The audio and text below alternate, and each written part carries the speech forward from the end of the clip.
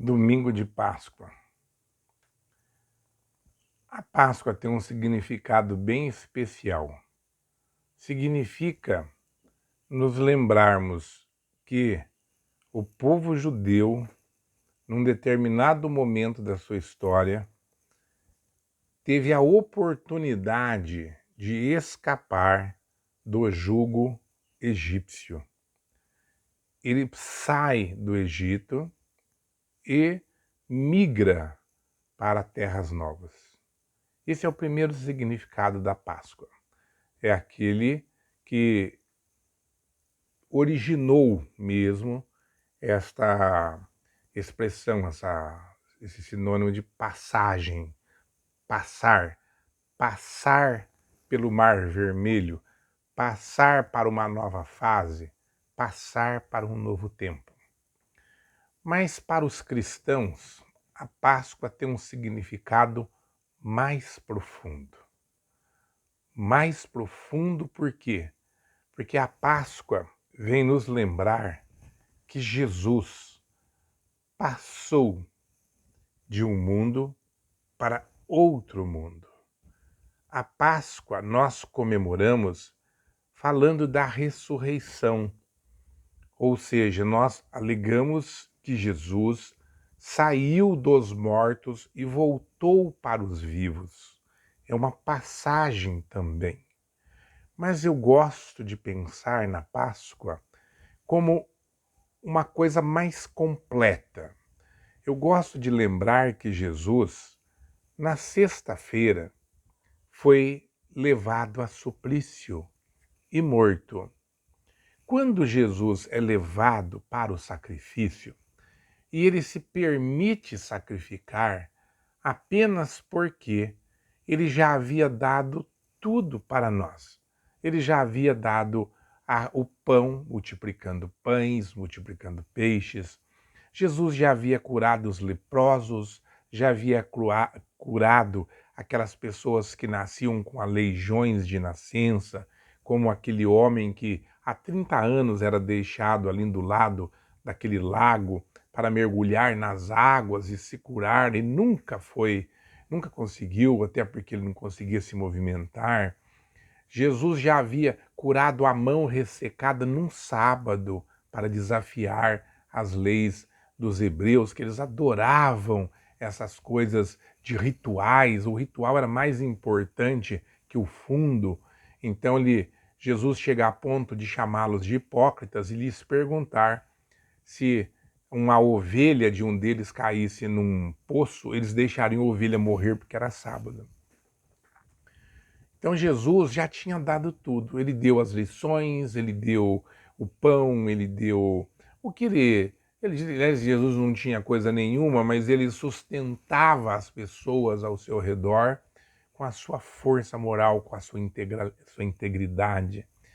Mas chega um momento que as pessoas não estão mais satisfeitas só com isso, então elas querem também a vida de Jesus. E Jesus, então, lhes entrega a vida. Por quê? Porque ele sabia da nossa fraqueza, da nossa hipocrisia. Jesus sabia que não adiantava ele pregar o que ele pregou e no final das contas ele ter afrontado aqueles soldados, e eu tenho certeza que Jesus poderia ter simplesmente desaparecido naquele momento, ido para outro lugar, ou poderia tê-los derrotados todos, porque João diz que quando eles questionam se é Jesus que está ali, e Jesus responde que sim, eles caem por terra. Basta ler o Evangelho de São João e nós veremos isto. Então Jesus não os afronta, Jesus condena o Pedro quando ele corta a orelha de um daqueles homens que estavam ali para detê-lo e repõe a orelha no lugar. Então Jesus simplesmente pregava aquilo que é mais importante para as nossas vidas, que é o amor. Jesus não tinha dúvida que o amor é o único caminho. Então Jesus, naquele momento ali, começa para mim o verdadeiro sentido da Páscoa, da passagem. Jesus se deixa imolar e ele passa então da vida dos homens encarnados aqui, que é uma vida, e eu acredito realmente que é uma vida bem frágil, uma coisa mesquinha, é uma coisa frugal, é uma coisa que se perde rapidamente, é uma coisa que nós damos tanto valor, né? Mas o valor que nós damos é um valor errado, porque o valor ideal, o valor correto, seria de imaginar que essa vida é uma escola, então a gente tem que aproveitar muito para aprender muito, tem que aproveitar muito para amar muito, mas nós não fazemos isso. Nós damos um valor extremo ao nosso egoísmo, ao nosso orgulho, à nossa vaidade, à nossa sensualidade, e no final das contas a vida vai passando e a gente descobre que o tempo está acabando e nos dá aquele desespero, porque tudo isso que nós construímos, ou que pensamos que construímos, vai se perder. Nós vamos sair da vida exatamente como entramos, ou seja, a gente chega sem nada e vai embora sem nada, a gente não leva nada daqui. Mas se nós tivéssemos feito aquilo que Jesus nos ensinou, que é amar as pessoas que nos cercam, aí nós levaríamos um patrimônio maravilhoso, que é o patrimônio do amor, que nós pouco cultivamos. Infelizmente, quando a gente faz bastante isso, a gente consegue amar a nossa família, o que já é uma coisa admirável aqui na Terra, porque é bem comum que as pessoas nem amem os seus próprios familiares. Brigam com o pai, brigam com a mãe, brigam com o irmão, brigam com o filho, brigam com a esposa, brigam com o esposo.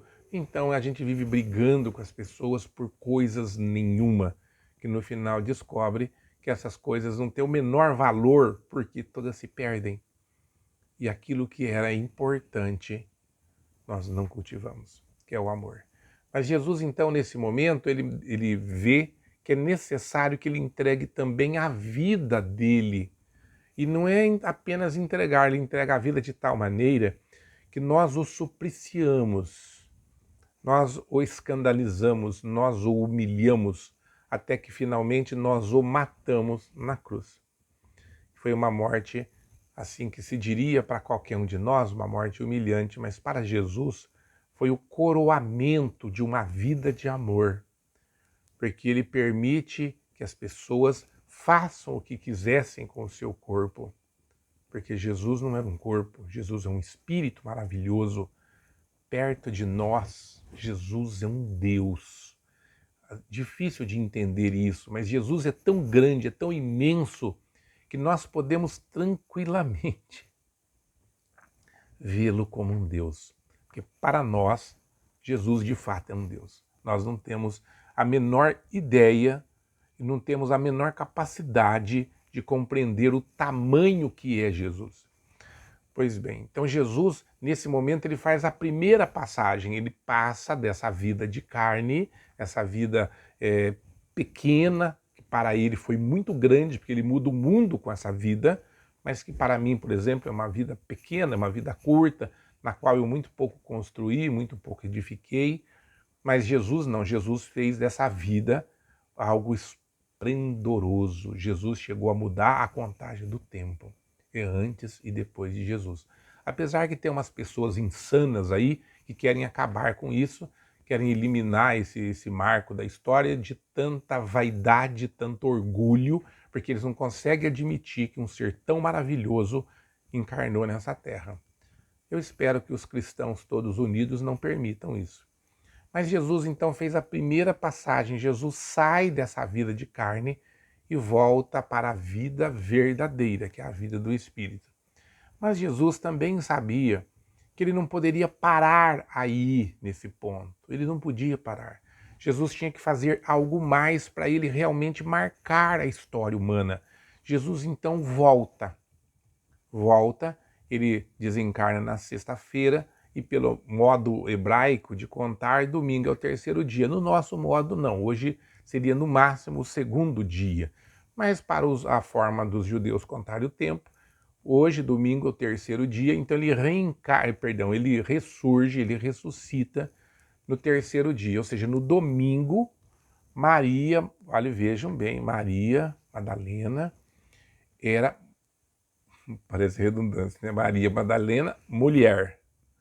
Esse já é o primeiro confronto com a sociedade hebraica que Jesus provoca. Jesus volta primeiro e se mostra primeiro para uma mulher. ele já faz isso de tal maneira que vai chocar a sociedade hebraica. Por quê? Porque a mulher era um ser considerado um ser inferior.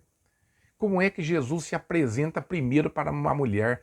Pedro fica indignado quando a Maria Madalena vai lá e anuncia a volta de Jesus. Fala assim, imagine, como que ele se apresentou primeiro para você?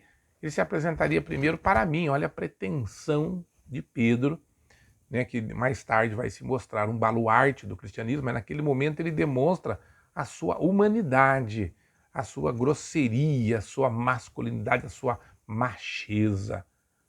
Fala, como que Jesus se apresenta primeiro para você? Não, isso não é possível. Mas Jesus confronta a sociedade. Por quê? Porque o objetivo de Jesus era deixar marcada essa sua existência na terra. Então ele se apresenta para Maria, e Maria não era apenas uma mulher.